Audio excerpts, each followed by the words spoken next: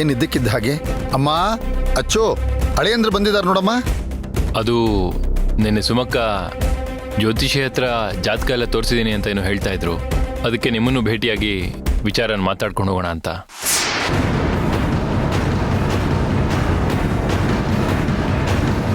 ನಾನು ನಿಮ್ಮ ಹತ್ರ ಮನಸ್ಸಲ್ಲಿ ಏನು ಇಟ್ಕೊಳ್ದೆ ಕೇಳ್ಕೊಳ್ತಾ ಇದ್ದೀನಿ. ನೀವು ಆ ಥರ ಹೇಳಿದ್ದು ಒಂಥರ ಸಂಕಟ ಅಂತ ಅನಿಸ್ತಾ ಇತ್ತು.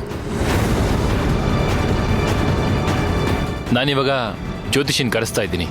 ಅವರು ತುಂಬ ಚೆನ್ನಾಗಿ ಜಾತಕ ನೋಡ್ತಾರೆ. ಅವ್ರು ಬಂದು ಜಾತಕನೆಲ್ಲ ನೋಡಿ ಏನಾದರೂ ದೋಷ ಇದ್ರೆ ಏನು ಪರಿಹಾರ ಮಾಡಬೇಕು ಅಂತಲೂ ಹೇಳ್ತಾರೆ.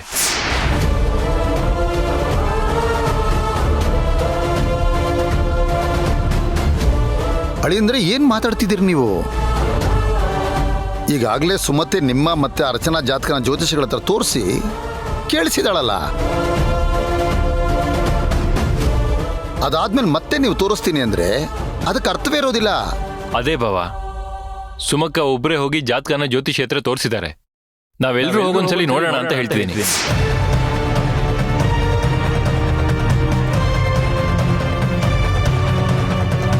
ಅಂದ್ರೆ ನಿಮಗೆ ಸರಿ ಬಿಡಿ, ಅದನ್ನ ಇನ್ನೊಂದ್ಸರಿ ತೋರಿಸೋಣ. ನನಗೊಂದು ಮುಖ್ಯವಾದ ಕೆಲಸ ಇದೆ, ನಾನು ಹೊರಟಿದ್ದೀನಿ. ಆಮೇಲೆ ಬಂದ್ಮೇಲೆ ಮಾತಾಡೋಣ. ಇಲ್ಲ ಭಾವ, ನೀವಿರಬೇಕು. ನೀವಿರ್ಬೇಕಾದ್ರೆ ಅವ್ರನ್ನ ಇಲ್ಲಿ ಕರೆಸ್ತೀನಿ. ಅದೇನಿದೆ ನೇರವಾಗಿ ಮಾತಾಡ್ಕೊಂಡು ನೀವು ಆಮೇಲೆ ಹೊರಡ್ಬೋದು. ಅಳಿಯಂದ್ರೆ ದಯವಿಟ್ಟು ನನ್ನ ಮಾತನ್ನು ಸ್ವಲ್ಪ ಕೇಳಿ. ನನಗೆ ನನ್ನದೇ ಆದ ಅವಸರ ಇದೆ. ನಾನು ಹೇಳಿದ್ರು ನಿಮ್ಗೆ ಅರ್ಥ ಆಗೋದಿಲ್ಲ. ನನ್ನ ಕೈಲಿ ಅದನ್ನ ಹೇಳಕ್ಕಾಗೋದು ಇಲ್ಲ.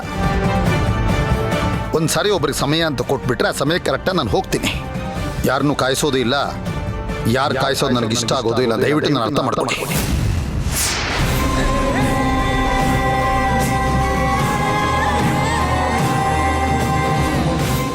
ಮಾತ್ಗೂ ಅಳಿ ಅಂದ್ರೆ ಅಂತ ಹೇಳ್ತಿದ್ದೀರಾ. ಆದ್ರೆ ನಾನೇನೋ ಒಂದು ಕೇಳ್ತಾ ಇದ್ದೀನಿ. ಅದನ್ನ ಒಂದು 10 ನಿಮಿಷ ಕೇಳ್ಬಿಟ್ಟು ಹೋಗೋದಕ್ಕಾಗಲ್ವಾ? ಅಲ್ಲ, ನಿಮ್ಮಿಂದ ಅಷ್ಟು ಮಾಡೋದಕ್ಕಾಗಲ್ವಾ ನನಗೋಸ್ಕರ? ಅಂದ್ರೆ ನನ್ನ ಮಾತಿನ ಮೇಲೆ ಪ್ರೀತಿ ಇಲ್ವಾ? ನನ್ ಕಂಡ್ರೆ ಮರ್ಯಾದೆ ಇಲ್ವಾ ನಿಮ್ಗೆ? ಅಳಿಯಂದ್ರೆ ಏನ್ ಮಾತು ಅಂತ ಮಾತಾಡ್ತೀರಿ? ಪ್ರೀತಿ ಆಗ್ಲಿ ಮರ್ಯಾದೆ ಆಗ್ಲಿ ಸಹಜವಾಗಿ ಬರುವಂಥದ್ದು. ನೀವು ಅದನ್ನೇ ಕಾರಣವಾಗಿ ಇಟ್ಕೊಂಡು ಮುಂದೆ ಹೀಗೆ ನಡೀಬೇಕು ಅಂತ ಮಾತಾಡ್ತಿದ್ದೀರಲ್ಲ, ಸರಿ ಅಂತ ಅನ್ಸುತ್ತಾ ನಿಮಗೆ?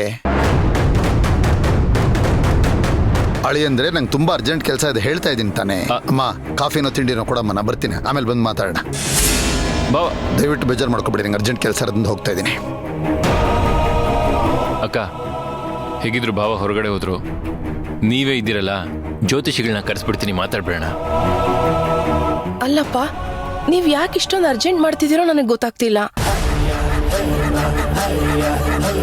ನಮ್ಮ ಮನೇಲಿ ಅವ್ರು ಇಲ್ದೆ ನಾವೇನು ಮಾಡಲ್ಲ. ಅವ್ರು ಹೇಳಿದ್ರಲ್ಲ ಬರ್ತೀನಿ ಆಮೇಲೆ ನೋಡೋಣ ಅಂತ.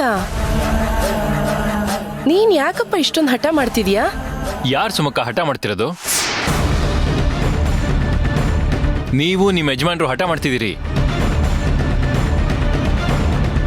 ಅಲ್ಲ, ನಮಗ್ ಗೊತ್ತಿಲ್ಲಂಗೆ ನೀವಿಬ್ರು ಏನೇನೋ ಮಾಡ್ತಿದ್ರೆ ಹೇಗೆ? ನನಗೇನು ಗೊತ್ತಾಗೋದು ಬೇಡವಾ? ಅಲ್ಲ, ಅದಕ್ಕೇನ್ ಬೆಲೆನೇ ಇಲ್ವಾ?